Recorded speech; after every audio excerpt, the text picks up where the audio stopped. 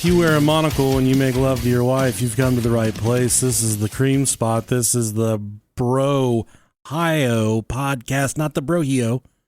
How many times have I been talking to someone? They'll say, "Hey, buddy, I listened to your podcast." And I say, "Oh, really? What's it called?" And they say, "It's the Brohio podcast." I said, "You fake-ass motherfucker. You were trying to make this up just to be friends with me. I have enough friends. My wall is up. I don't need any more friends. I need people that care about me, that don't want to just use me for my suave looks." I just need people to learn how to pronounce Brohio. I don't need you to be my friend. Just pronounce it right. Yeah, I am the delicious Nicolicious. Hey guys, I'm Rob Dog. How's everybody doing? We're exploring the dark universe. Everything creepy, nasty, scary, bloody, murder, whatever it is. Aliens, monsters, demons, ghosts, urban legends, true crime, government cover-up, deep state. All of it. Occasional poop stories. A lot of those. Lots of those. I sent you a Snapchat this morning of poop. Yeah. That wasn't from me. That's the best up. You take one look at me and you're like, that barrel-chested man probably did that to that toilet. I didn't. Yeah. I inherited that toilet like that. I went to it. I said, not the fucking day. Not today. I've painted many of toilets that color. Well, the thing is, I zoomed in for you. Mm-hmm, yeah. There's spatter all over the porcelain. It was speckled. And then up on the toilet seat, it was all over the seat as well. So the shotgun, the bird shot hit the toilet seat as well. Does it be like that sometimes, man? It be like that. And special thanks to our friend Timo. He provided us with a bottle of Eagle Rare. I'm going through some things in my life right now. Most notably, my dog of 15 years, Ace. I got him when I was 18. He has lymphoma cancer. They said it's the end of the road. He's got days, weeks left. Today was a bad day. Was it? No, poor guy. I'm going to be crossing, he's going to be crossing the Rainbow Bridge here in the next short amount of time. That's rough. I'm sorry. I've cried so much that I can't cry over it anymore. Right. It's just fucking tough, man. Anytime you lose a pet. I got him when I was 18. Yeah. He's been with me through everything. So I'm going to give him a proper send-off when it's time. Hopefully I can keep it together.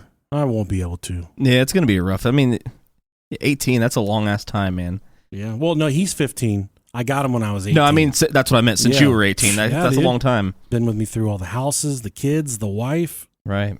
Me maturing. He's your OG buddy, man. Very little maturation there. Not a lot.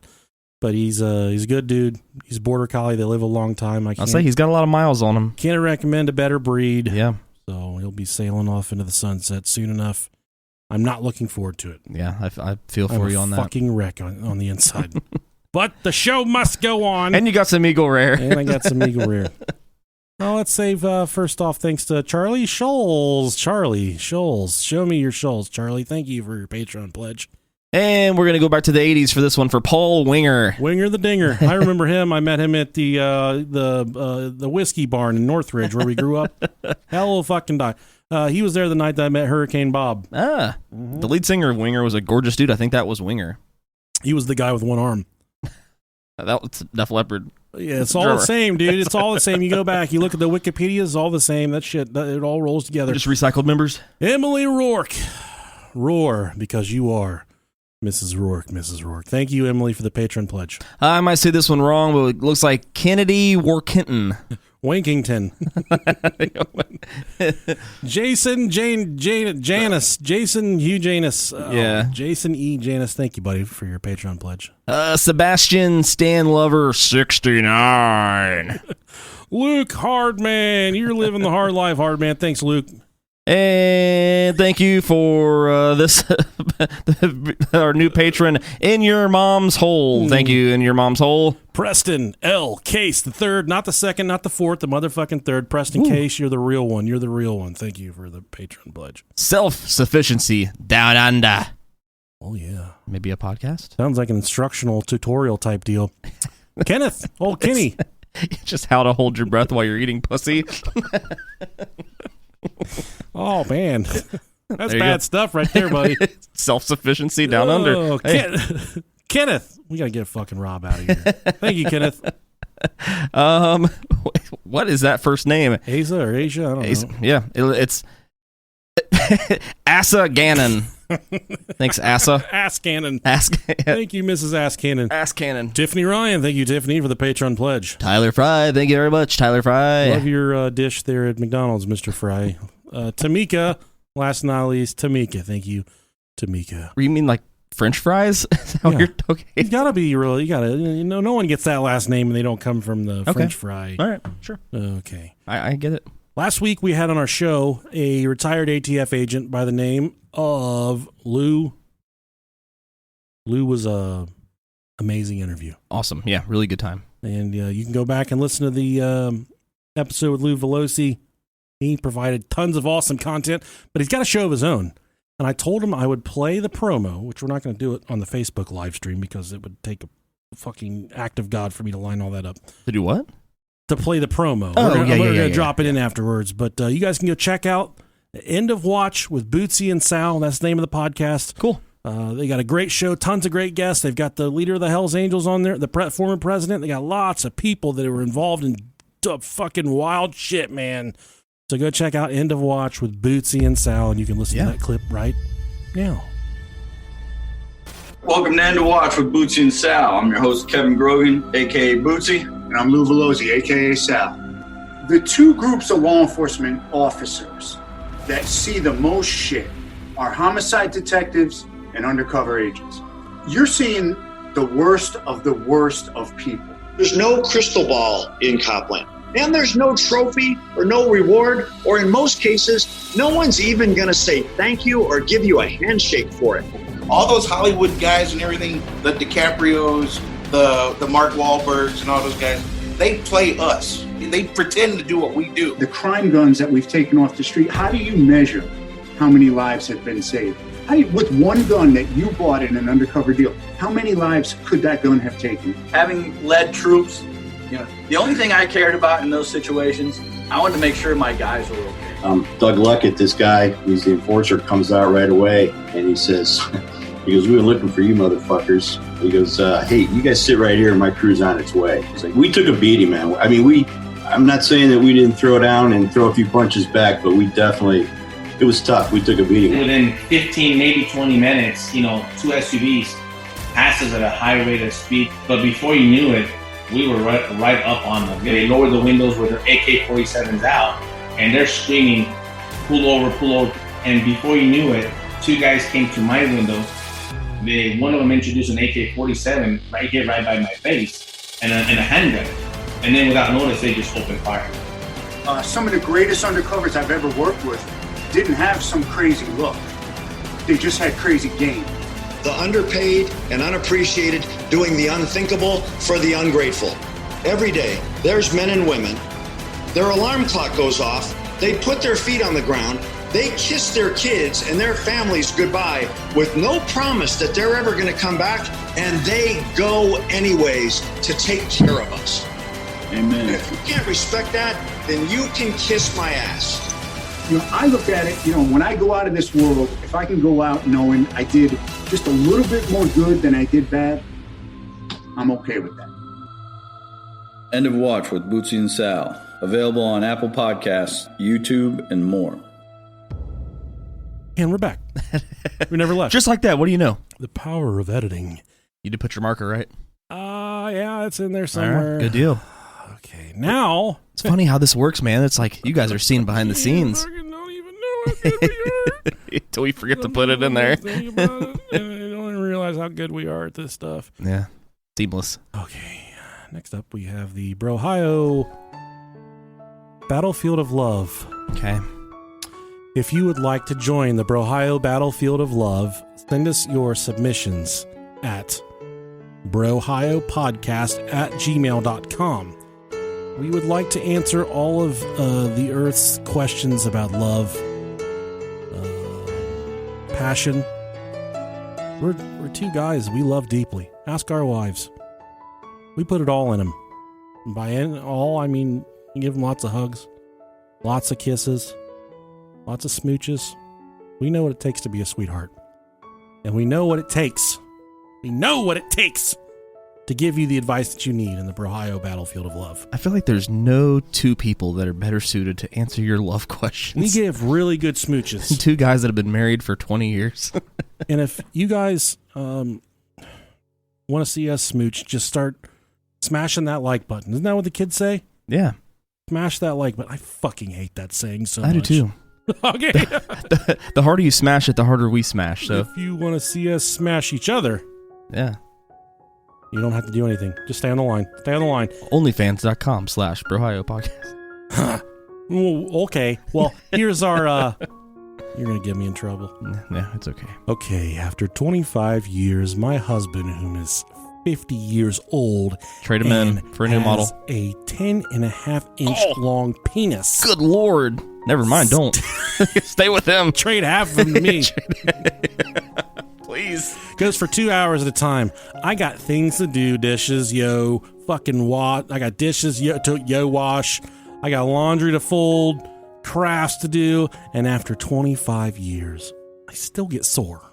Oh, God. How do I get him off quicker? I have done everything.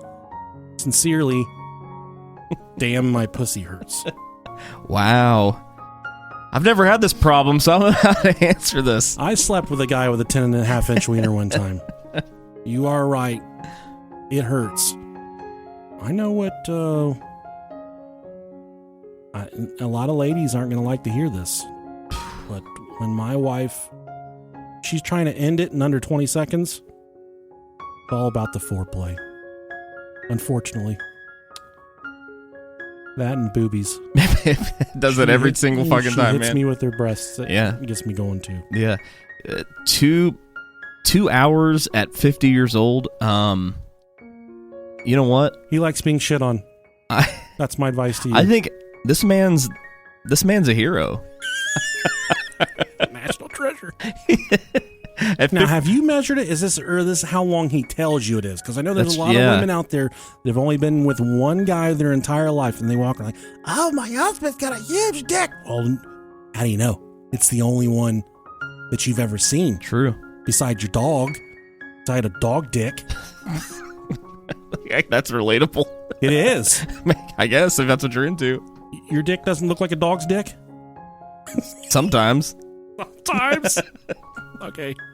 Do you have any advice for this person? Any usable advice? No. Don't complain, my lady. Just lube that bad dude, lube that hog up and sit on it and be good. There's tons of guys that would love to be in your spot. Tons of guys. I'm not talking about your husband. I'm talking about your spot. Okay. Yeah. Including Rob Diggity Dangle Dog.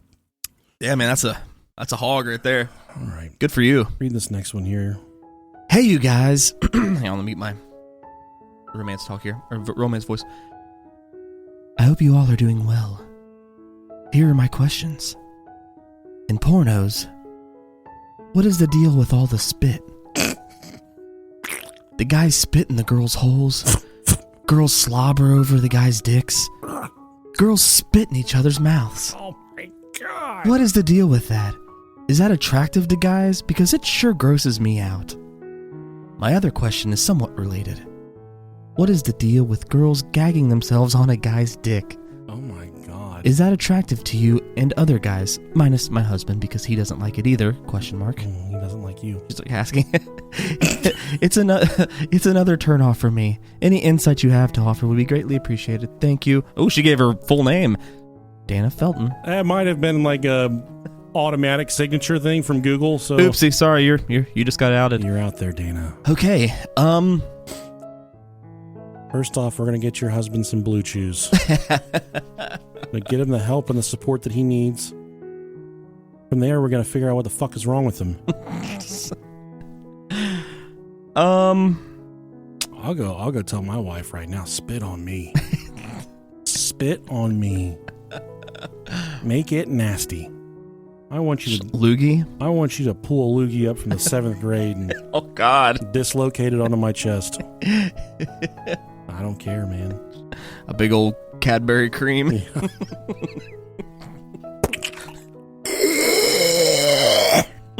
What we do is she uses a spittoon all week. Oh, yeah. And then she dumps it on me. Copenhagen will do that, man. No, just Kool-Aid. Oh, okay, that does it too. Mountain Dew. Yeah. Yeah. No, Get those big globs of spit you can touch the ground with, and I don't. Dana, I'm sorry. Your husband has a sex drive of a potato. being on the gagging thing, if you have that power to to make someone do that, hey, good for you.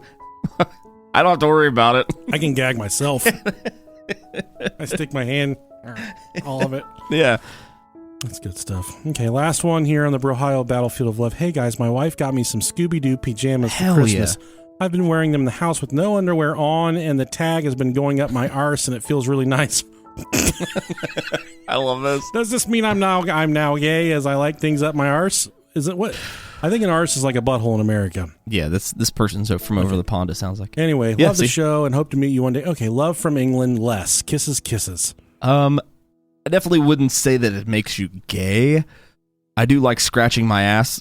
Mm-hmm. It's a nice little tickle. If it feels real good, especially when you're nice and sweaty. I can't imagine that feels good, Les. You're doing something wrong, buddy. That's not a tag up your ass. That's like those are some special Scooby-Doo pajamas you got on right there, if you know what I'm saying. It's a government-planted microchip to see if you're gay. They're government pajamas. The pajamas are turning them gay. Yeah, you guys lost the European Cup over there, so you all fucking suck anyways. Which means nothing right now to us. I don't even know what that sentence means. But all the people in Great Britain and the UK, they are raging right now because they lost the European Cup. England did. They lost to Italy in fucking soccer.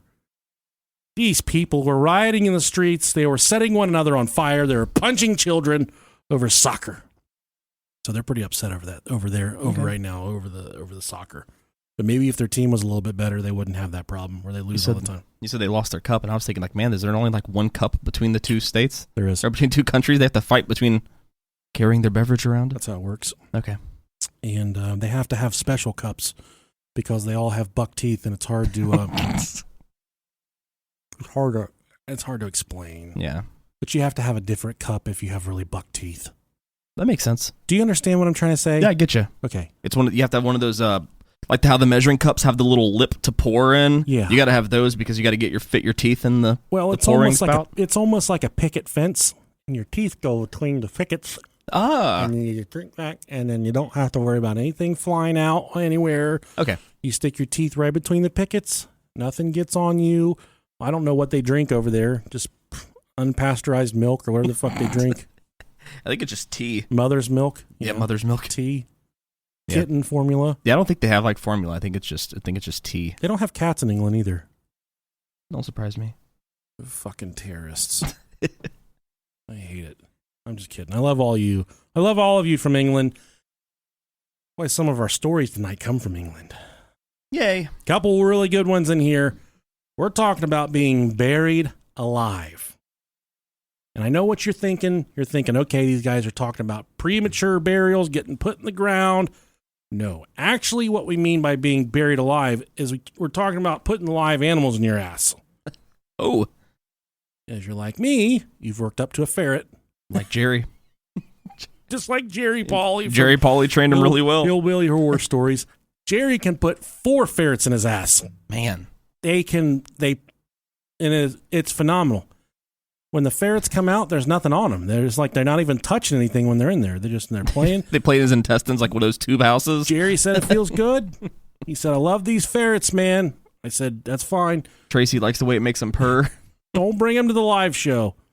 Speaking of that, we have a live show August 21st in Louisville, Kentucky. Hell yeah. If you do a little Google of Brohio Eventbrite, you're going to get the tickets to that. It's Hillbilly Horror Stories 5-year anniversary show. And who are we with?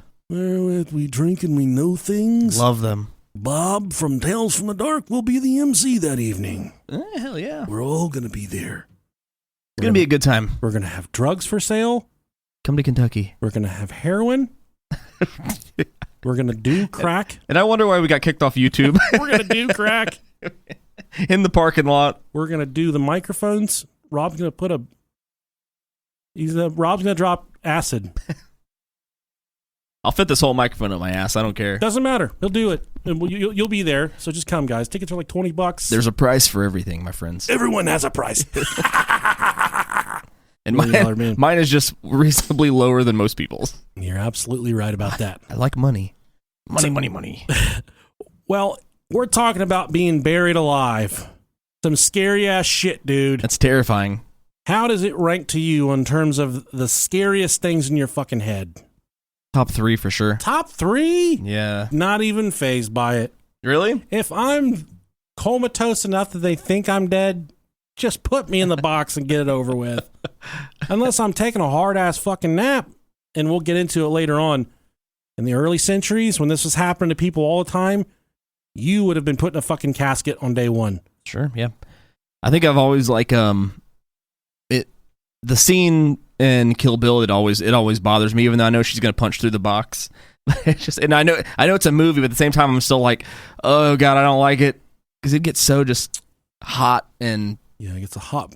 You'd run out of air. Box. You'd freak out. They say people that have been buried alive, you pull up the casket and there's nail prints on. Talk about all that. I don't like it. It's creepy. It's creepy stuff. Ugh. You're absolutely right. Wikipedia likes to call it premature burial. Sure. Live burial. Burial alive.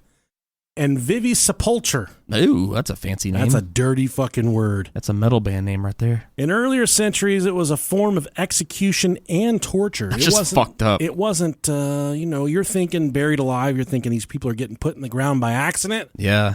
In some cultures, this was a way to torture someone for doing some bad shit. Man. It was also means of execution. Just chop my head off. So did they torture them with the intent of them just dying in there, or did they leave them in there for a day and then take them out?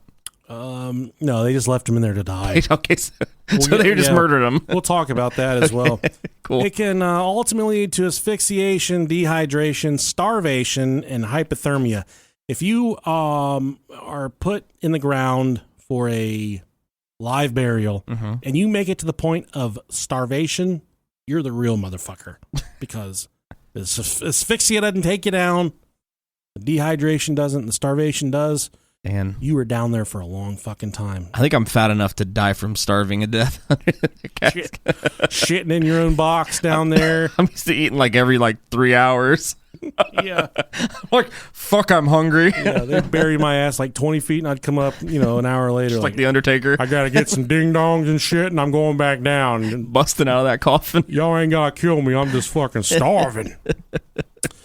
A person trapped with fresh air to breathe can last a considerable time, and burial has been used as a very cruel method of execution, as in the cases of the Vestal Virgins who violated the oath of celibacy, and we'll talk about them in a moment, lasting sufficiently long for the victim to comprehend and imagine every stage of what is happening. So think about this psychological fucking trauma you're about is about to happen to you. You're in the ground, okay? You're buried alive. And it gets to the point where it's so dark, there's such limited space down there that your mind doesn't even know what's happening to you. Start to freak the fuck out. Okay, you wouldn't. Are you buried alive? Are you stuck in somebody's butt? Did you ever see that Ryan Reynolds movie where he was buried alive? Did you fall into the cat box? No, I've never seen that movie. Yeah, it's actually pretty good. Really? It's one of those movies kind of like Phone Booth where it just literally takes place in one fucking location. It's just literally just him buried alive. Yeah, it's pretty cool, but right. I think it was Ryan Reynolds. I might be wrong, but it was all right. People will let us know if we're wrong. Yeah, for what it was good. They always do. This is going to cause great psychological and physical torment, including extreme panic. The medical term for the fear of being buried alive is taphophobia. Ooh. Which you would think is the fear of tapioca pudding. Oh, God. Which is real. Yes, it is. Taphophobia is the fear of being buried alive. Salute your shorts fucked me up on that one. Tapioca is like swallowing a mouthful of maggots. Yeah, every time I think of tapioca, I think of Salute Your Shorts. There's fish eyes in the tapioca. And then you see Ugg dumping out a spoon of it, and there's fish eyes in it. I love tapioca pudding. Man. I used to when I was younger, man. I used to put it in my underwear and go to school and tell people I was fucking sick so I could go home and shit. You just take a handful of it out, put it in your mouth, and just puke it up. Earlier this week, I got a friend request from our old art teacher in high school, and she was like I think I've told this story before, but she was a rookie that year, and she was kind of really standoffish with me because I was an ass clown, and she kind of kept me at arm's length, and I was trying to break the ice. So I took a bunch of pudding at lunch and I had white boxer briefs on. Wait, which schools or which high school? It was the new art teacher whenever we were older. You remember her? Yeah, I do. Okay. Fuck yeah, I ain't forgetting her. I put a bunch of pudding in my white boxer briefs, and Yeah. she was coming back from her lunch, and we were on our lunch. She's like, "Hey, Nick," I'm like, She's like, "What's wrong?" I don't want to talk about it. She's like, "No, are you okay? What's wrong?" It's her job to care about me, and make sure I'm not about to kill myself. And I said, "I think I had an accident. I'm like a senior in high school or something, telling her like a little kid. Yeah. She's like, "Oh, what do you mean?" I'm like, "Oh God." And I turned around, I pulled my gym shorts down, and there was a big fucking mud mark down my butt crack. But she knew right away that it was not poop, that it was pudding. She was like the sweetest person too. She ran so fast away from me. I did not suffer any recourse at all from that. I did not get in trouble. Flash forward like a year later, they're doing a fundraiser for the high school, doing a car wash. Nick was a senior 2 years in a row. If he didn't, he said a year later after he said he was a senior. No, I was out of school at this point. Okay, well, there you go. No, there you go. It was in McDonald's parking lot. They're doing a car wash. I pull my whip up. She's like, "Hey, Nick." And I'm like, "Oh, hey there, what's up?" And she's like, "Should have nailed you to the wall when you did that with your underwear." She was mad about it. She's like, "I talked to my husband. We prayed about it." She's a religious lady. I didn't know that. Was she? She said, "I talked to my husband, and I was really upset about that." I was like, "It's just a fucking joke." Fucking joke. I'm not even going to say the joke that we did in her class. Fuck, man. But it's one of my favorite stories, but I won't say it on here. She's cool. She's cool now. Yeah. She's over it. Good. I told her, I said, hey, you fucking bitch. It was just pudding. Just pudding in my underwear.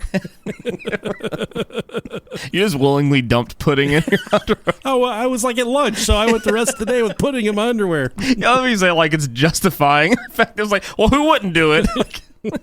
Just a little bit of pudding. It's just a little bit of pudding. And you have a snack for later. Exactly. You like pudding? I like putting my balls inside your butt if you want to do that. Now, we talked briefly about the Vestal Virgins. Yeah. The Vestal Virgins were a college of priestesses. Those are like male priests, but they have breasts and vaginas. Yeah, that was our nicknames. Who served Vesta, the Roman goddess of the hearth. One of the most important duties of these priestesses was the tending of the perpetual fire at the temple of Vesta. This fire represented Vesta's protection of the city, and the dying of the sacred flame was regarded as a terrible omen. Given that the Vestal Virgins were responsible for the well-being of Rome, they were granted extraordinary privileges. On the other hand, a Vestal Virgin who neglected her duties would be punished. Breaking one's vow of chastity was one of the most serious crimes that a Vestal Virgin could commit and is regarded as tantamount to treason. It's crazy. One punishment for Vestal Virgins who committed this crime was immurement, which was to be buried alive. Just for wanting to get a nut bust. Just for riding on the ding-dong. You trying to ride on the ding-dong later or what? Not if it means I'm going to be buried alive. You got you over the thinking. You're like, at the beginning of the episode, he told me he had a dog dick, and I don't know if I believe him or not. I want to see if this really got a dog dick or not. Yeah, you had me in the dog. You had me with dog dick, and you lost me with the immurement. You had me at doggy style.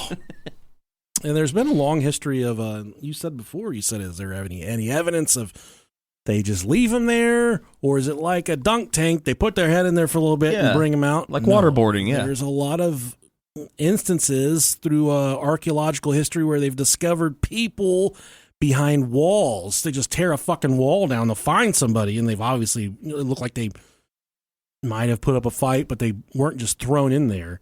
They were alive, and they put them behind these sealed walls. Let them die. Just let them fucking go. And one of the creepiest things I found about this one's so weird. Buddhism is such a weird culture for me.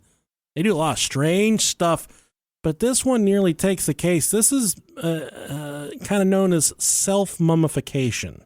Okay. If you're down with that. Sure, let's see. Sure. The best known examples of self-mummified Buddhist monks are perhaps those from Japan, where they are called Soka Shinbutsu, meaning a Buddha in this very body. That was really good. Thank you. You did good on that. I practiced that Not once, not twice, not at all. I did not practice that. That was really good. According to an article from 2016, there are 16 known Soka Shinbutsu in Japan. Only 16. That's wild. Though it is believed that there are many more yet to be discovered. It is thought that these monks mummified themselves in an attempt to imitate Kukai, the 8th-9th century Japanese monk who founded the Shingon school of Buddhism. Although Kukai is recorded to have died in 835 AD, long before you and I were rocking and rolling. Oh, yeah. Legends suggest otherwise. According to legend, the monk did not die, but entered a state of meditative trance called Nyunjo. Yojo. You think I got that right, or you think that's wrong? That's such a hard word. Oh, my. Nyojo. Nyojo. Nyujo.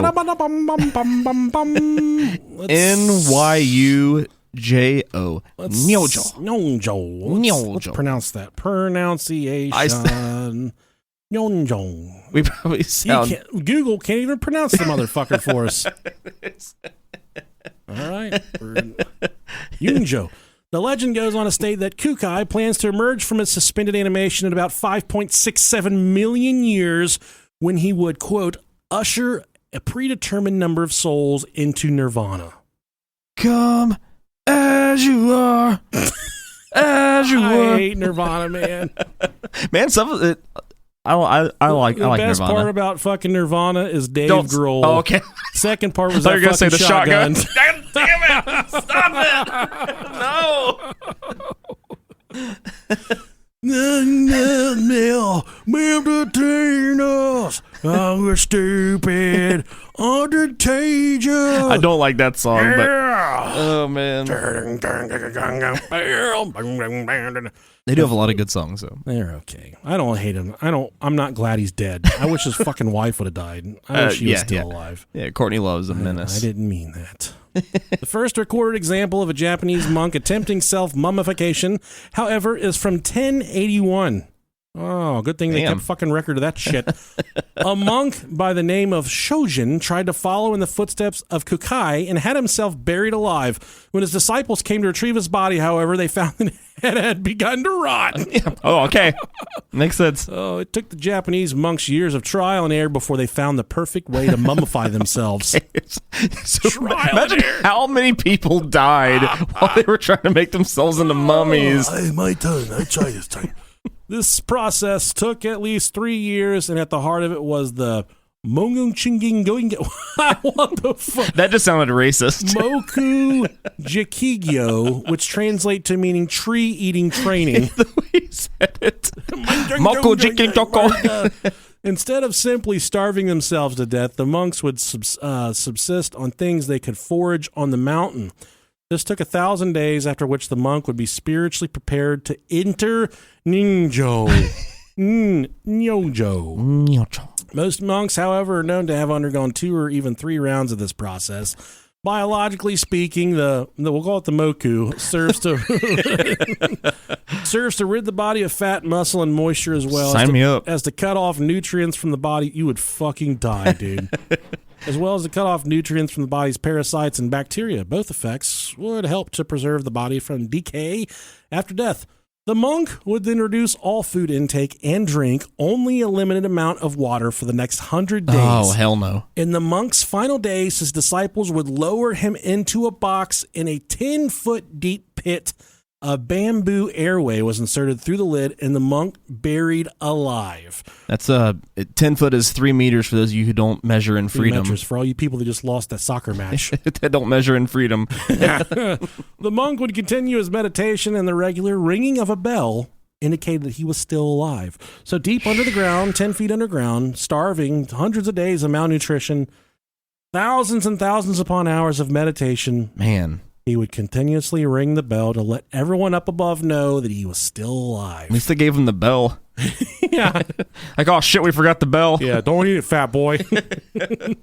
When the ringing stopped, the monk's disciples would open the tomb to confirm their master's death, remove the bamboo airway, and rebury the tomb. After 1,000 days, the body would be disinterred so that it could be determined if the monk had truly become a Soku Shinbutsu. If no signs of decay are found, the monk would be declared a true Soku Shinbutsu and enshrined forever. It's so fucking weird. There's pictures of him, and there's like one dude, he's sitting there all fucking mummified. They got sunglasses on him. You know, he's just chilling. It's like fucking Weekend at Bernie's. Yeah, man. He's just chilling there. He's They're just like shadow boxing with them and he shit. looks like a good ass piece of Jack Link's beef jerky is what he looks like. Oh my gosh. Let's see here. Shinzo. Oh yeah, look at him. All mummified with the sunglasses on. He and does shit. have sunglasses. He's got Ray-Bans, man. He has fucking pit vipers. Oh my gosh. That's a Shinbutsu right there. Shitty Shinbutsu. Man, they put me down that box. They'd close off that fucking bamboo tube, and the city started smelling my farts. I was going to say, can you imagine? I'd be like, hey, I'm going to send up a really important message. Everyone gather around the tube. If only they could hear that one. Okay, master. What do you have to say? Just rip a big hairy fart right into that bamboo trap. You know they're like waiting on every like word. You just pouring quickcrete down that motherfucker. You just put your asshole right up to the bamboo. Have you ever farted in a cone like in somebody's face before? No, I haven't. It really amplifies the smell of the fart. I'm sure it does. The thing about a fart is you're used to taking it in at 10, 12 feet away from the person's rectum. Yeah. If you have a way to direct the vortex directly to their nose from the exit of your bunghole, it really intensifies the smell by 1,000%. I'll tell you what also does that, and I've done this plenty of times, is shitting in a hot vehicle. Now, and then closing the door, then you come back later and it's fucking still there times 10. What about farting in a hot shower? That's just as bad too, because then it gets moist. Dude, you can hold it up and take a bite of it like an apple. What are you eating in there? You bite into it, it just goes. It just doesn't crunch. I'm eating one of my fucking farts.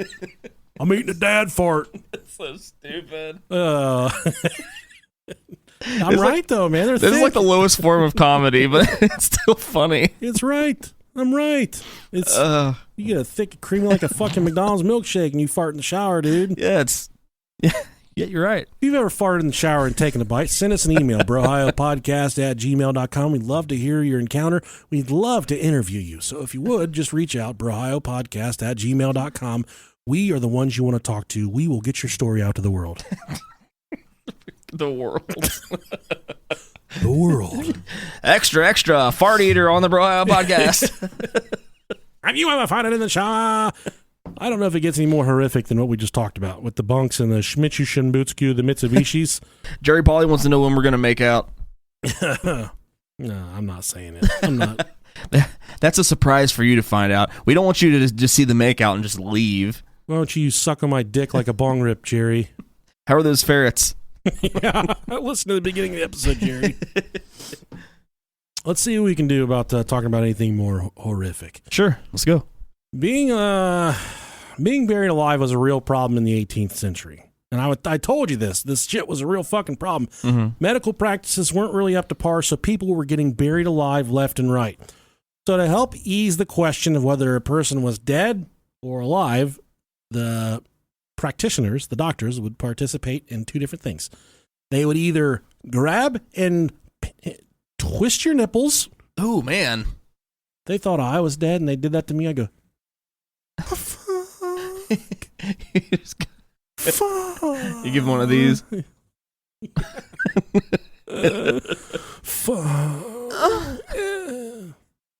were checking to see if he was dead, and he ejaculated. He came dead. Yeah, all it took was us twisting on his nipples. Why am I? They're from the 18th century. They're not getting ready to board the Titanic in 1910. For real. He thought he was dead, and we grabbed him on the nipples, and he cummed. He cummed. Their wieners were a lot smaller back then too. You would think we would have fit right in.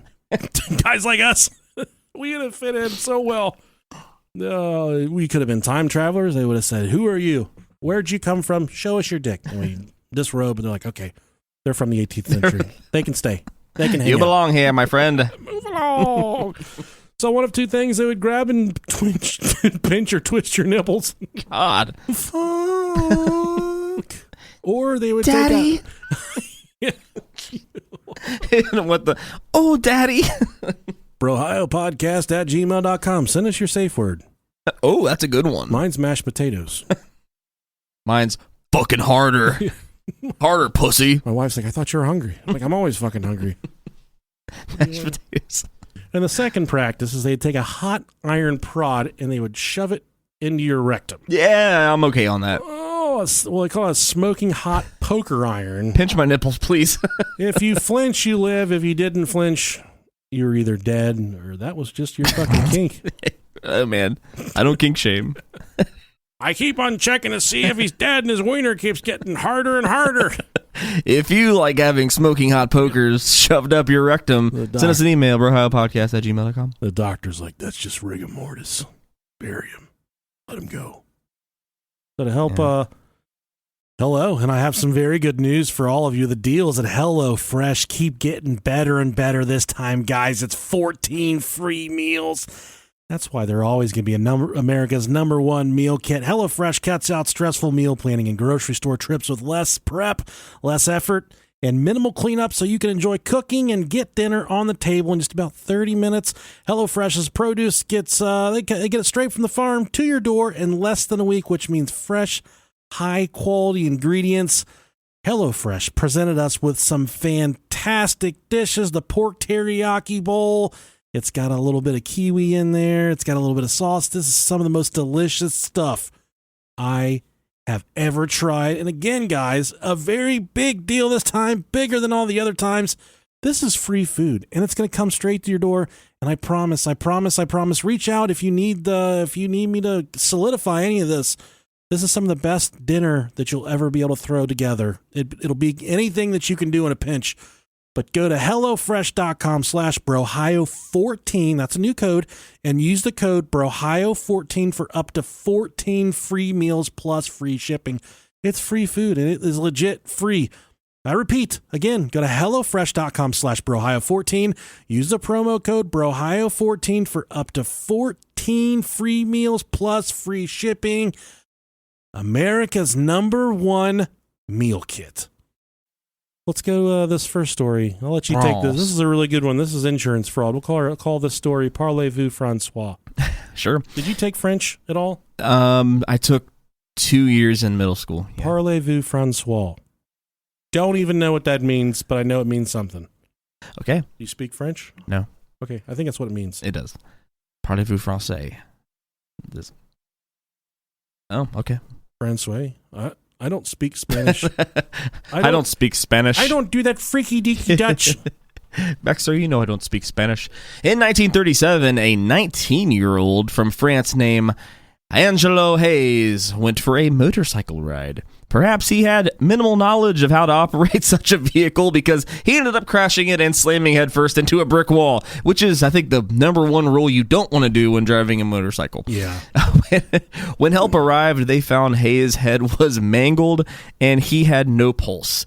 He was so terrible to look at that his parents were kept from seeing him for their own good. Hayes was declared dead and buried 3 days later. So due to an investigation by the insurance company, the body of Angelo Hayes was exhumed 2 days after the funeral. It was quite the surprise to find that his body was still warm. Like apple pie. Oh, God. Apparently, in the aftermath of the accident, the body put itself into a deep coma and required very little oxygen to upkeep his system.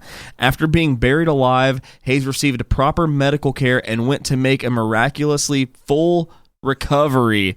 He then invented a type of security coffin that he toured across France. It was reported to contain a small oven, a refrigerator, and a hi-fi cassette player. Only the necessities. Oh my God, Lily, check this out. He hits play. What is he cooking in there, though? Cherry pie, cool, make a sweet surprise. Get so good, make a grown man cry. Sweet cherry pie. That's what I would want playing inside my casket. The fucking White Snake or Warrant all day long. So do they preemptively put you in the ground with food so that you can cook in Yeah. the oven? We gotta give him a couple of these Tonys because he's gonna get hungry down there. What do you want on your tombstone? Yeah. Fucking pizza. Yeah, put a DiGiorno in there under his butt.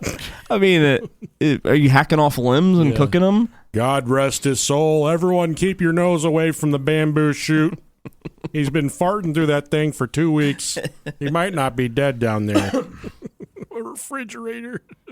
That's crazy. What if you go through all that trouble of like trying to fucking live and not die, and you buy this casket, got all these sweet amenities, and then you get down there, you're buried, and you open the refrigerator, and it's full like Yoplait or some fucking shit like that.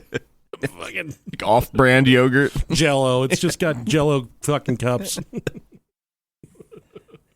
Hot Pockets. Oh man, how long could you live off of Hot Pockets? Surprisingly long. For the rest of my goddamn life. Right. That's what I practically live off now. Yeah, they're good. Talk about something fucking bad for you. Pizzas are pretty much as Hot Pockets, but just, those are just smaller condensed forms. I'll have mine folded up, please. Right. Fold that motherfucker up. Next up, we have Octavia Smith. She definitely had 8 fingers on each hand. I don't know that for sure. Wait, on the topic of Hot Pockets, here's the real question. Bagel bites or pizza rolls?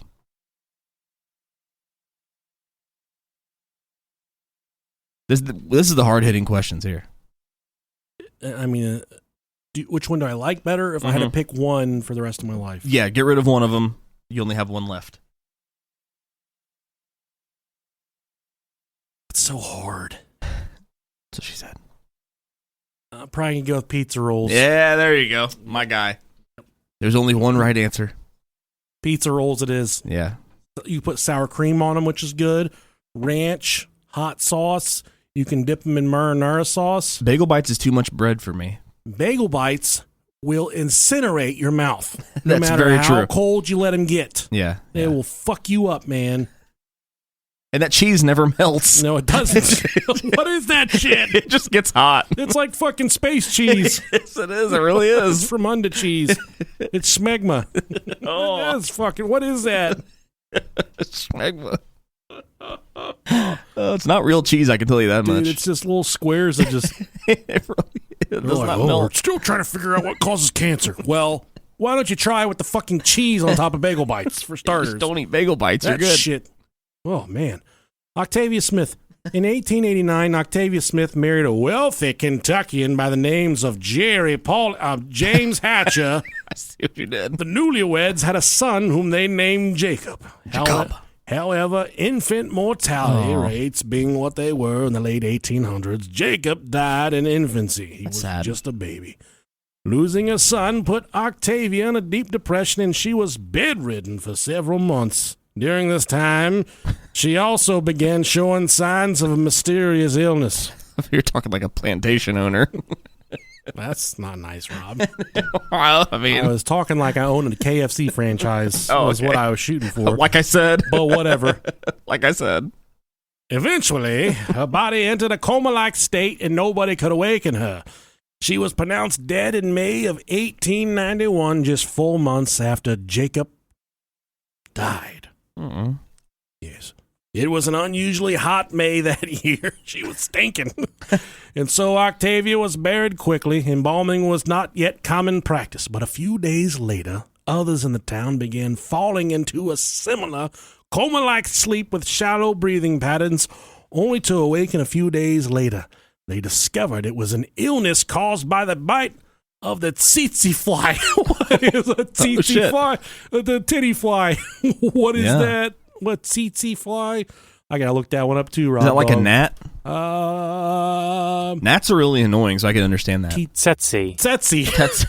Wait, say it again? Google. Tsetse. Tsetse. It's a tsetse fly. Are those like the candles that middle-aged white women try to sell? Yeah, they are.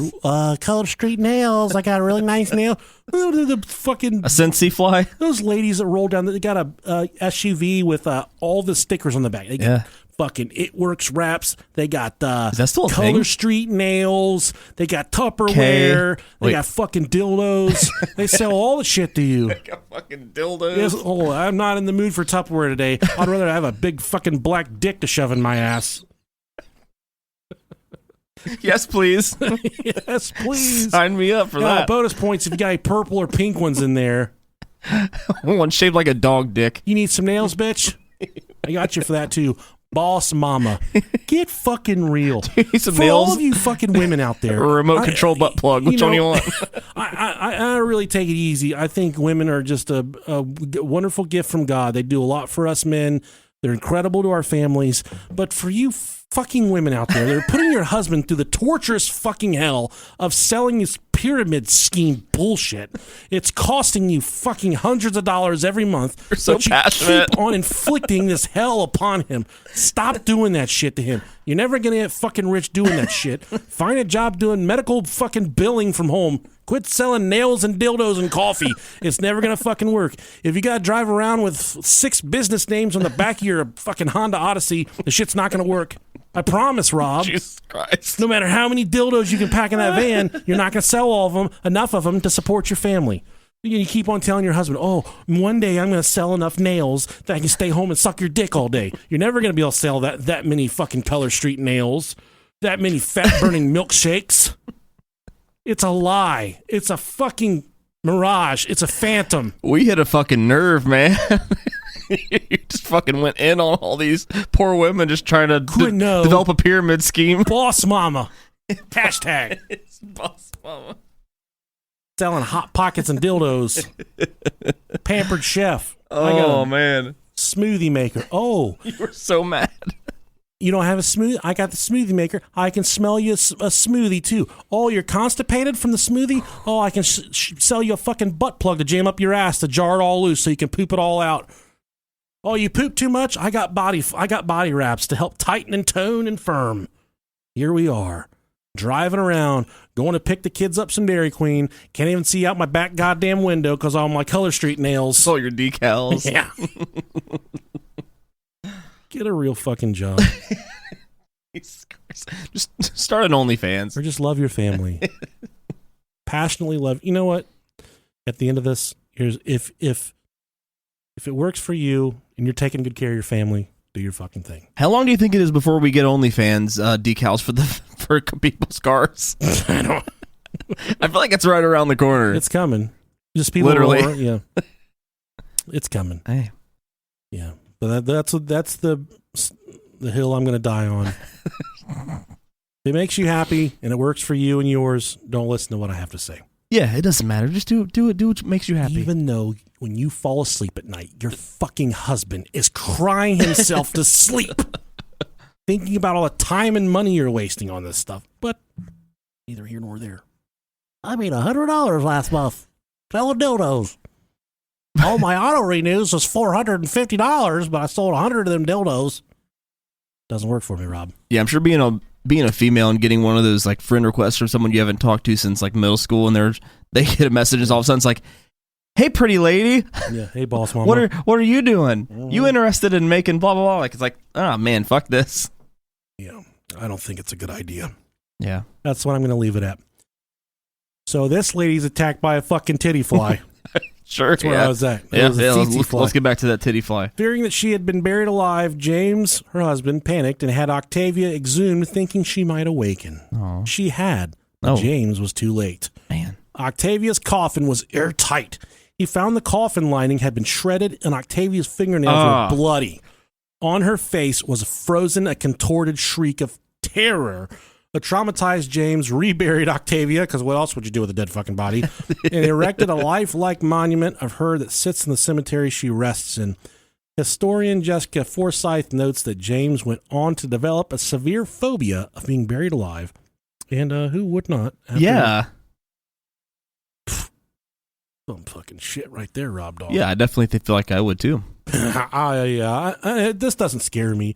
I used to be super terrified of dying in general, but I've kind of come to grips with one day it all runs its course, my friend. Yeah. Just don't bury me. Please cremate my fat ass. Even if you have to use 2 ovens, cremate my ass.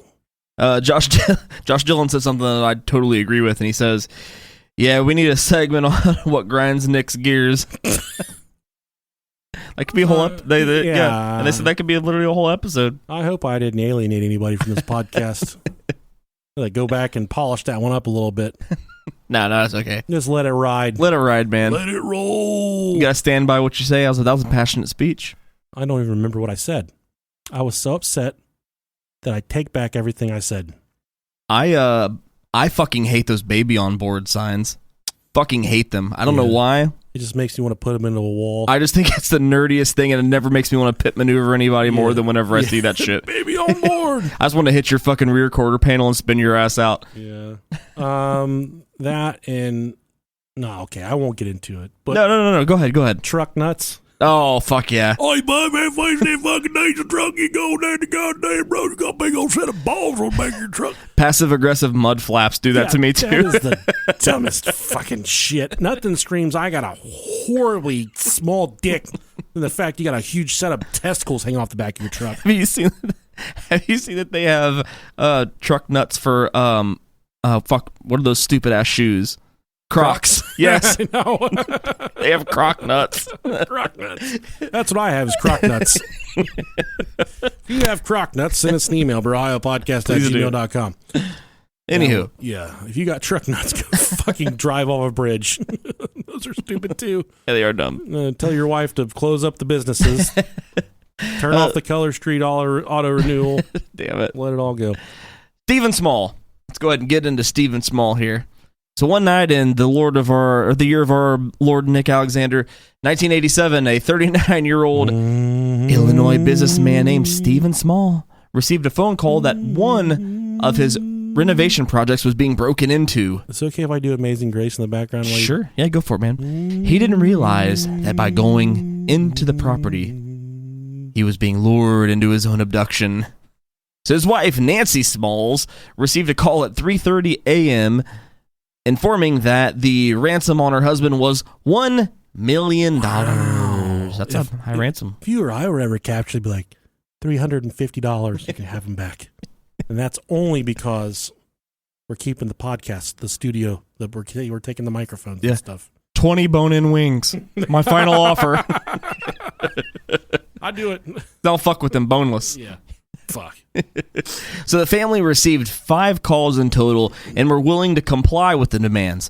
Only they couldn't understand them because of the poor sound quality of the messages. Not like the superior sound quality of this podcast. Yeah.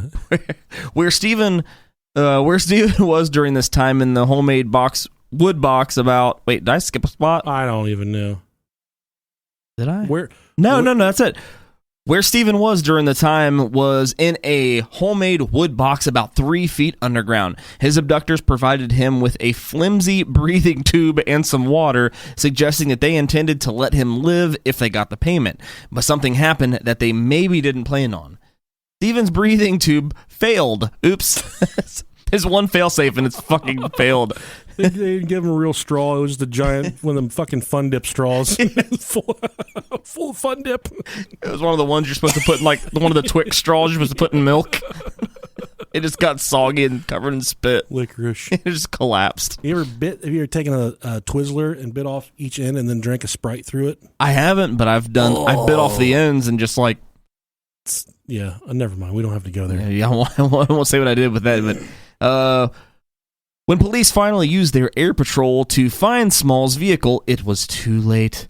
They couldn't pinpoint how long he'd been inside the box, but they did deduct that he'd been dead for several hours. His abductors, Daniel J. Edwards, who's 30 years old, and Nancy Rish, the Bish, aggravated... See what I did there? Yeah. Aggravated kidnapping. I'm sorry, they were convicted of first-degree murder and aggravated kidnapping. They planned it, said Kanaki... Deputy, I don't know if I pronounced that right. No, probably you nailed it, buddy. Kankle cookie. Cankle cookie. Deputy Chief Robert Pepin. They built a box. They put a ventilation system in. Guilty. And it didn't work. It didn't work. He fucking died. They just used like a fucking pool noodle. They left all the Fun Dip in the straw. Pool noodle and filled it with Jell-O. Couldn't breathe. He died. $1 million ransom. The family said, all right, we'll pay the ransom to get the dude back. He was gone. He was already dead. Man, I feel so bad for my family if someone gives me an extraordinary bond, just or like an amount like $1 million for my life because they know I'm gonna die. That's why if someone abducted me and they're like, we want $350,000. Yeah. My financial ineptitude is what's caused me to not have $350,000 fucking dollars. That's right. I've got like $3 in the bank, and they're like, oh, I guess he's gonna die. Yeah. Or maybe they just let me go because I'm handsome and charismatic and friendly. Yeah, I mean, who knows? Let's find out. You'd have to charm them. I would charm the pants off of them. You'd have to. I would start off with a joke. I would say, hey, did you hear about the Mexican train robber? And they would be like, no. And I would be like, yeah, because he had locomotives. And they would say, that's not a fucking good joke at all. Kill this motherfucker. Kill this fat fuck. Take out his breathing tube. Take out the fun dip. Fill his breathing tube with tapioca. Now, this next story is good because it comes by way of Dayton, Ohio. This lady was actually buried in Woodland Cemetery. Oh, shit. No way. In downtown Dayton, yeah. Nice. This is Anna Hockwalt. Most of what can be gleaned from this unfortunate case is from a newspaper article dating back to 1884. Kentucky's Hickman Courier reported that a young lady by the name of Anna Hockwalt was dressing for her brother's wedding and sat down to rest in the kitchen.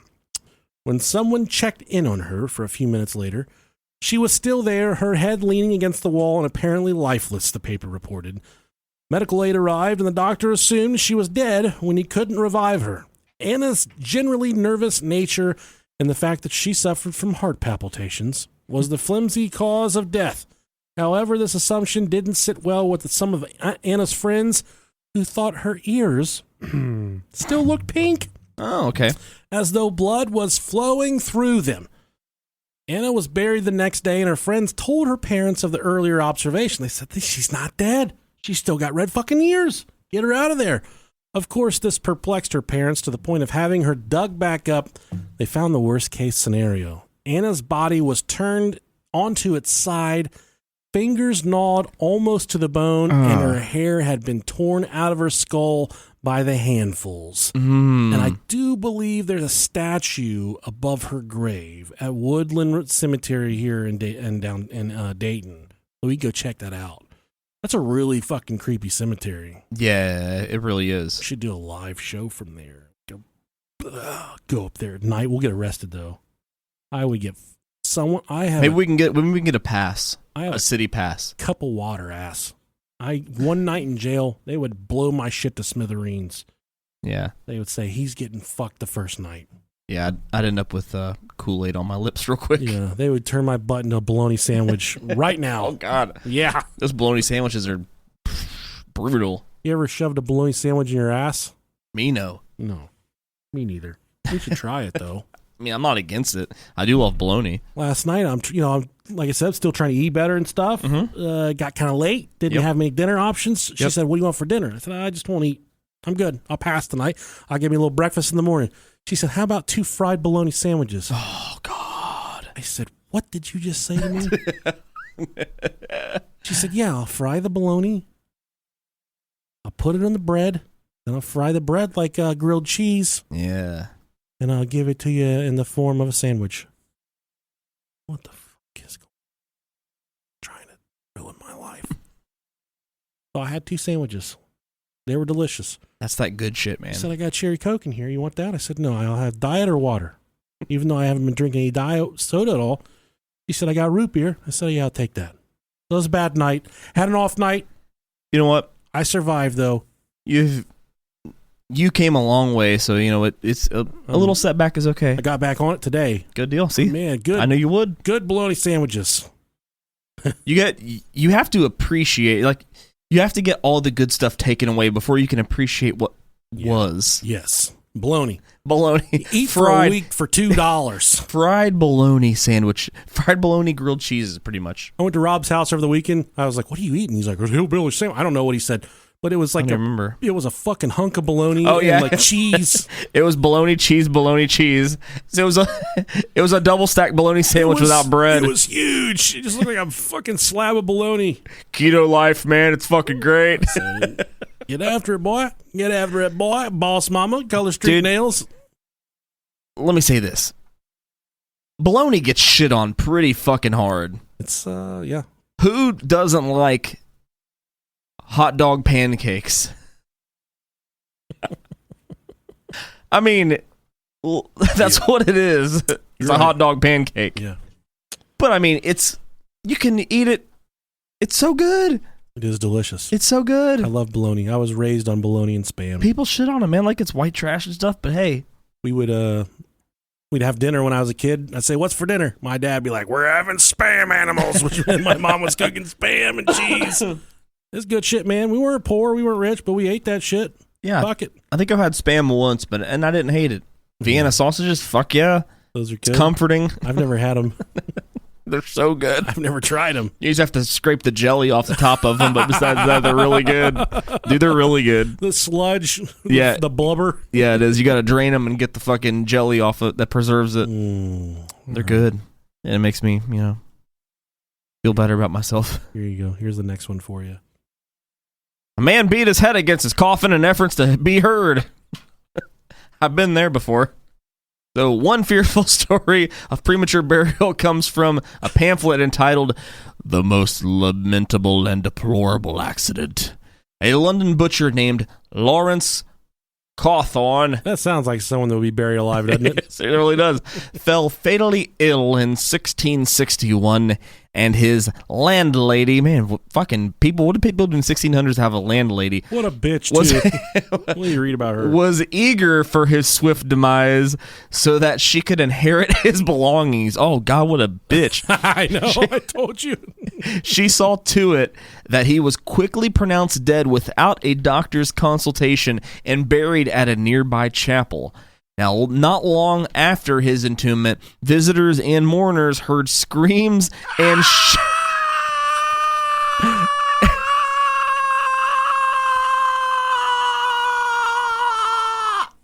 and shrieks. Okay. Catch your breath. You gotta deliver the shrieks here. Can't do anymore.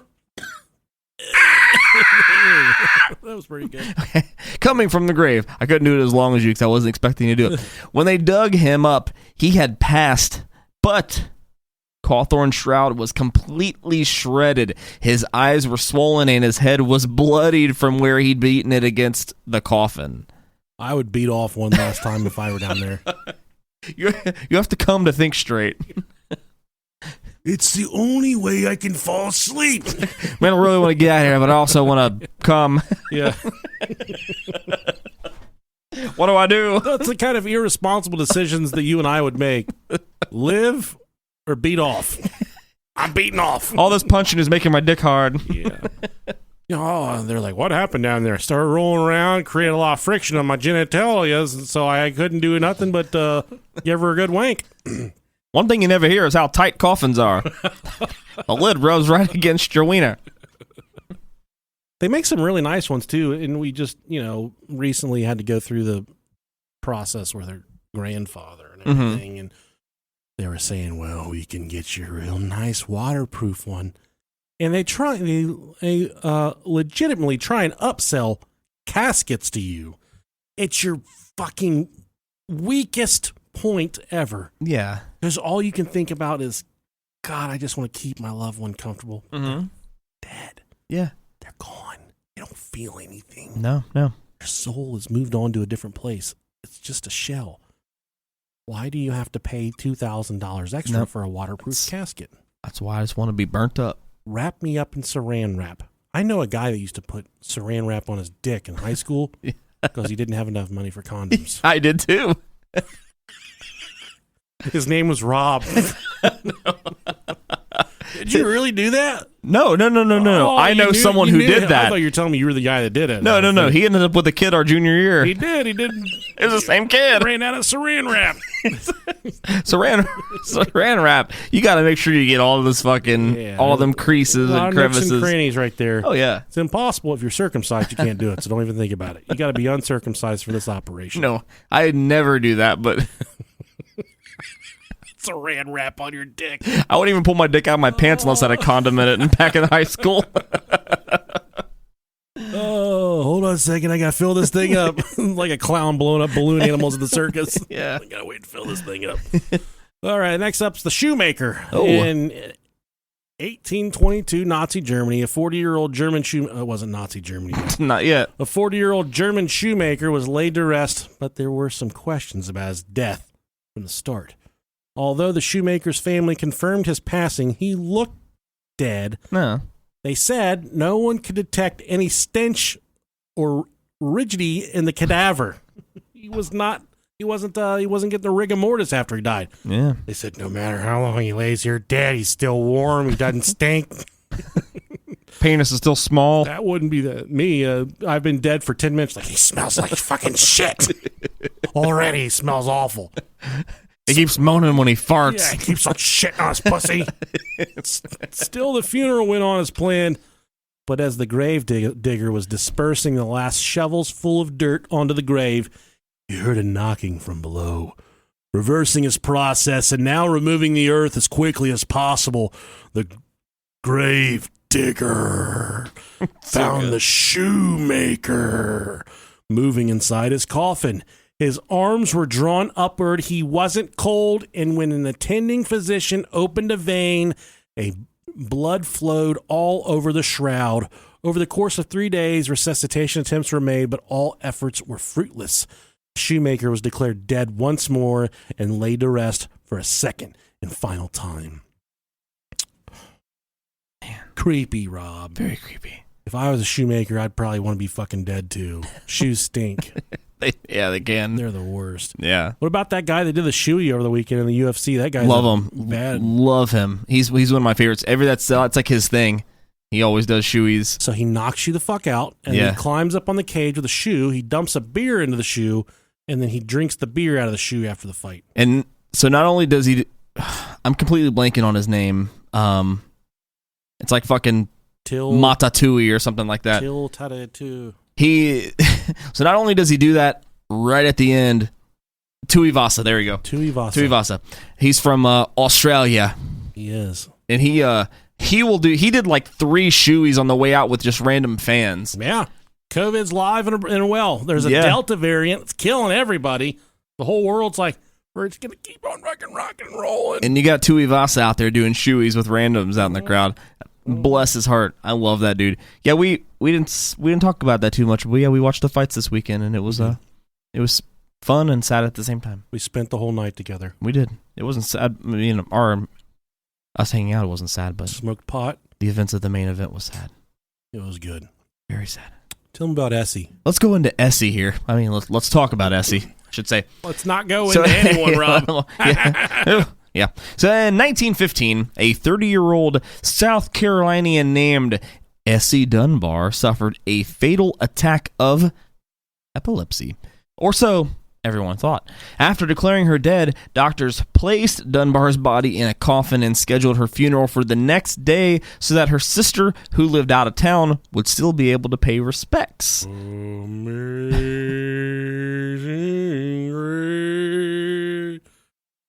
I'm going to stop singing because I'm not trying to get copyrighted again. We're already on our last strike with YouTube. We'll get it, yeah. But Dunbar's sister didn't travel fast enough. She arrived... Oh my God, what did you do? Okay, she arrived only to see the last clods of dirt thrown atop the grave. This didn't sit well with Dunbar's sister, who wanted to see Essie one last time. She ordered that the body be removed. And when the coffin lid was opened, Essie sat up and smiled all around her. She lived after this for another 47 years. My first instinct would not be to smile if I was just buried. Definitely a fucking crayon eater. I'm sorry, back then she was a wax eater. She just ate pottery. She sat there and ate fucking paper and shit. Mud. Sat up and smiled. Hey. Yeah, gotcha. Holy shit. My favorite flavored popsicle is potato. Old Essie. We got to find her gravestone. Yeah, we do. Got to piss on that bitch for good luck. Marjorie McCall. Anyone with the name Marjorie's got a big old bush. Marjorie. If you're worried about being buried alive, you might start walking around with a lot of flashy jewelry on display. That strategy worked for Marjorie McCall back in 1695. Damn. As reported by BBC News, McCall's grave in Belfast sports an unusual note. It says, lived once, buried twice. Damn. That's fucking tough ass shit right there. Yeah, that's some trucker shit. McCall. She's a trucker bitch. Back in the 1600s. Oh, the women's bathroom's all full. So I went there one of them years. I pulled my dick out and started pissing all over the fucking place. I don't fucking care about this place. McCall caught a fever, and in the late 17th century, a fever was a lot more dangerous than it is today. Fucking weak-ass humans back then, man. When her condition declined rapidly and she stopped being responsive, everyone simply assumed she was done trucking and she was dead. Her family quickly organized a GoFundMe. No. What do you think? This is a serious question. What do you think fucking changed in our evolution? Science. But I mean, what? Science. You're fucking smarter than this, dude. Come on. No, but for real, so many fucking people died of the flu. I mean, what? They didn't know how to treat it. I guess, they man. They just didn't know. We have cell phones that can take our fucking blood pressure now. I guess it's true. And you're like, I didn't get flu. What day bad do you die from? They used to eat raw food that would kill them. True. You just live and you learn, buddy. Maybe that's what. Yeah, that's what it is. You remember the first time you dry humped in jeans? Probably wore the skin off your dick, and you said to yourself, "Self, I'm never doing that again." You live and you learn. The first time feels kind of good, feels kind of nice, makes you feel good on the inside. Second time, you're like, not fucking doing this. Still got scabs on the head of my wiener. Not doing it. Dry humping in jeans. Makes sense. Liken it to medical advancements in terms of treating the flu. Maybe 200 years from now, people will be thinking about the same thing about COVID. Back then, they didn't have Campbell's soup and Price is Right. So how the fuck are you supposed to recover from anything without Campbell's soup and Sprite and The Price is Right? They didn't eat their vitamins and say their prayers. Listen here, brother. Lived once, buried twice. Oh, so she declined rapidly and she stopped being responsive. Everyone simply assumed she was dead. Her family quickly organized a funeral and buried her. According to the MyHeritage blog, McCall was buried wearing a very valuable ring that she often sported, and that detail didn't escape the attention of local thieves who made their living robbing recent graves. Shortly after McCall was in the ground, the thieves came and dug her up. They shit in her... No, they tried to remove the ring from her finger, but it wouldn't budge. So they prepared to cut off her finger in order to get it. Jesus. I'm going to give me that ring. I'm going to give me that fudge ring between your butt cheeks. So another serious question. Well, but not really. Fudge rings are delicious. Fudge rounds. Whatever. So... what would it take you to burglarize a grave? Ooh-wee. Because I give up easy on stuff. I'm not very... If you know they went into the grave with something. If it requires Let's a talk lot about of worth. Physically intensive labor... You're shovel digging 6 feet deep. 11 minutes I'm giving up. If I'm not down to the goods in 11 minutes, I'm probably giving up. Unless it's like a life-altering amount of money. Sure. If they say, we just buried this man with $20 million. Yeah, if you're going down with like the rose on the Titanic necklace. Yeah. Yeah, probably like if I just knew it was cash and there was no, probably $1 million. That's respectable. Yeah, $1,999,000. Sure. 900,999 is what I meant to say. Nonetheless, I'm getting busy. Sure. I'm going to go to Ace Hardware, buy me a banging ass shovel. Not a snow shovel, because you can't dig up graves with a goddamn snow shovel. That's very true. One of them pointy motherfuckers. Yeah. I'm going to go to the rental place. I'm going to rent a fucking backhoe. You didn't tell me how I have to dig it up. That's true. I didn't. I can dig it up in 30 seconds. You kind of want to be discreet, though, if you're at midnight with a backhoe in a cemetery. What would Cemetery Terry do if he ran across a backhoe in a cemetery late at night? He said, I was up there, I saw them burying them boys. I said, I got up by that boy. Can't even close the goddamn casket. He got so much cash up inside that casket. I said, oh boy, you're going to have all kinds of people up here trying to get into that ass to try to get that cash. So I said, it's my job, it's my duty to keep out the pooty. I set out the booby traps all over this place. Them boys be walking up in your state like, oh, we gonna get the money. Oh, we gonna get the money. I say, hell no, boy. You're gonna step on one of these booby traps. These nipples gonna pop out and slap you all across the face. Then they're gonna be like, oh, goddamn, Cemetery Terry, don't you know about $2.5 million down in there? I said, I know, boy. I respect the dead, boy. Get the fuck up out of my cemetery. Cemetery Terry, he don't be fucking around. Some people say, Cemetery Terry, what cemetery you be working in? I said, Cemetery Terry be up inside of all them cemeteries. All of them. Everyone. Booby traps. All of them. Everywhere. Nipples all up in your face. Blasting you with the nipples. Sorry. So McCall was buried wearing a very valuable ring that she often sported, and that detail didn't escape the attention of local thieves who made their living robbing recent graves. Shortly after McCall was in the ground, the thieves came and dug her up. They tried to remove the goddamn ring from her finger, but it wouldn't budge, so they prepared to cut off her finger in order to get to it. That's when McCall woke up and screamed. She scared him off. She apparently climbed out of the coffin, went home, and nearly scared her husband to death. She had another child and lived 10 more years, being buried for one last time in 1705. Ooh, this looks good, this next part. This is from the dark webs. This is from Kill Bill right here. We got you all scared up to this point. You're thinking, I don't want to be buried alive. Ever want to be buried while I'm still living. And you're thinking to yourself, you're alone, you're scared, no one has your back. I know what it feels like to feel like no one has your back. Well, tonight, the bros of Brahio, we got you. We have your backside. We got you, baby boo. We have the instructions how to escape after being buried alive inside of a coffin. This is the stuff you need to know, because you never know when you could get buried inside of a coffin. This is a fucking, let's see here. Oh my God. Why is it doing this? Oh no. You know what other, speaking of which, while you're doing this, you know what other irrational fear, like this has been one of the irrational fears that I've had is being buried alive. It just seems terrifying. The other one that I've always thought about, but I've never even heard of this happening, quicksand. What the fuck happened to all the quicksand?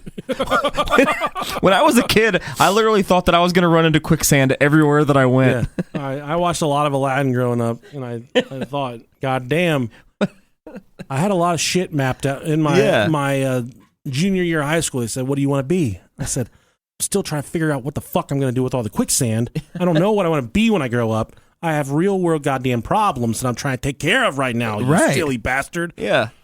Phil Ratterman, you heavy breathing fuckhead. He really did.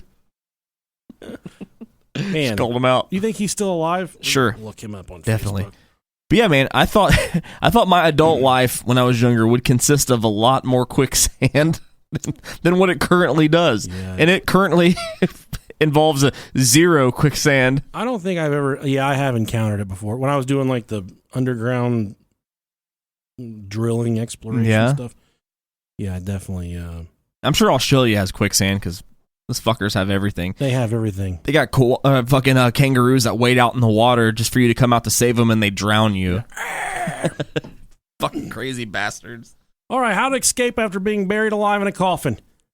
Step 1, do not waste oxygen. Yes. In a classic coffin, there's only enough oxygen for about an hour, maybe 2. Inhale deeply, exhale very slowly. Once inhaled, do not swallow.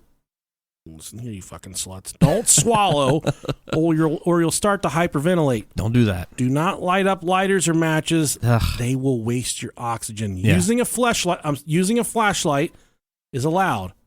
Screaming increases anxiety, which causes increased heartbeat and therefore waste of oxygen. So don't scream. Rob, take us to step 2. Step 2, shake up the lid with your hands. In some cheap, low-quality coffins, you will be able to even make a hole with an engagement ring or a belt buckle if you do have one. Another reason to not spend the extra money on an expensive-ass casket, because in case they are still alive and they claw their way out of that motherfucker, they can get out. Step 3, cross your arms over your chest and fart hard as fuck. No. Cross your arms over your chest, holding onto your shoulders with your hands. This sounds kinky. And pull the shirt off upward. Tie it in a knot above your head like so. And it looks like someone has their head up a turkey's ass. Yeah, it looks like a turkey's ass right here. Here you go. There you go. Yeah, there it is. So, hopefully you guys can see that. Yeah, they can definitely see it. Okay. It definitely looks like your head's up a turkey's ass. Yeah. There's a lot going on right here, Rob. You got to pull that up over your head for what's about to happen next. This will prevent you from suffocating when the dirt falls in on your face. Okay. Step 4, Rob. Once you break through, that makes sense. So step 4, kick the lid with your legs. In some cheap coffins, the lid is broken or damaged already after being buried due to the weight of the ground above it. I never thought of that. That makes sense. Getting fucking crushed as soon as you're down there. Yeah. Amazing grace. As soon as the lid breaks, throw and move the dirt that falls through in the direction of your feet. When it takes up a lot of space, try pressing the ground to the sides of the coffin with your legs and feet. Move around for a bit. Give them step 6. Step 6. Whatever you do, your main goal is to sit up. Dirt will fill the empty space and move to your advantage. So no matter what, do not stop and try breathing steadily and calmly. Number 7, get up. Remember, the dirt in the grave is very loose, so battling your way up will be easier than it seems. It's the other way around during a rainy weather, however, since water makes dirt heavy and sticky. That's what you got to do. If you ever find yourself being buried alive, really take a look at the people in your fucking life who you're probably selling color street nails, probably selling dildos and Tupperware. They don't care enough about you to make sure you're even dead before they bury you. Man. Make sure you got good people in your life. Make sure you live life to the fullest, though when you finally turn the lights off for good, you can say... Yeah, there's no doubt. You can say, I had a good fucking life. I did good. Just like... Did I do good? Just like George Bush. Oh, God. When he died, he said, I lived a fucking horrible life. Hurt a lot of kids. Fucked a lot more. Hurt a lot of people. That's it. How long was this episode, Rob? I have no fucking idea. An hour. 23 minutes. I was thinking we might be able to get 40 minutes out of this. Hell yeah. Look at us. I mean, we killed it. In the beginning, pinch the nipples. Yep. To make sure they're still alive. They're still here. Yeah, we're very much alive. I'm good. Mashed potatoes. We're very much still alive. Thanks for tuning into this episode of the Brohio Podcast. We're going to be live in August. If you want to come see us, God damn it, come fucking see us. Let us see your beautiful faces in person. We want to see you. We will tongue kiss everyone that shows up. Rob will. I have a reputation to uphold. That's true. I can speak for Jerry Pauly as well. He will engage with coitus with anybody. Yeah. Cat, dog, mammal, camel, it doesn't matter. If the game is on, he is playing. You know what I'm saying? I know what you're saying. Next up, we have the 2021 Home Run Derby tonight with no one from the Cincinnati Reds, even though tomorrow night there's 2 Cincinnati Reds starting in the outfield for the National League All-Star team. Woo! This coming Sunday, we have July 18th, WWE Money in the Bank. Oh, yeah. In the main event, John Morrison, Big E, Seth Rollins. Damn, Big E pushed himself to a main event? Kevin Owens. Like 6 of them in a fucking ladder match. I don't know. Oh, it's a ladder match? Okay. For the title, Edge versus Roman Reigns. Drew McIntyre in the main event. Bobby Lashley. They're all going to be there. Hell yeah. Yeah. Not Braun Strowman. Watch it with us. We should watch that stuff and do a live stream. I would love to. Along. I would love to. I don't know. We'll probably get fucking banned for that one too. I think as long as you don't show the video on stream, you're fine. Fuck you. Because they do the fight companion and they fucking watch the MMA fights and they just don't show the video of. They just react to it. Who owns Google? Mark McGrath or some shit like that? Yeah. Fuck you, Sugar Ray. Yeah. You fucking fuck. Take us down. My wife was talking about this weekend how bad his plastic surgery is. Yeah, it's botched. Like he looks scary. Yeah. It looks like they stretched his face over one of them fucking Halloween skulls. Our wives did get to meet Alexa Bliss this weekend, and I'm highly jealous about that. She's good. Yeah, she's a babe. Love her. She's a good wrestler, too. Yeah, she is. She's the And best. She's from Ohio. Columbus, baby. All right, guys. Thanks for listening to this episode. We love you guys. I love you. We'll see you guys. Nipples, make sure we're still alive.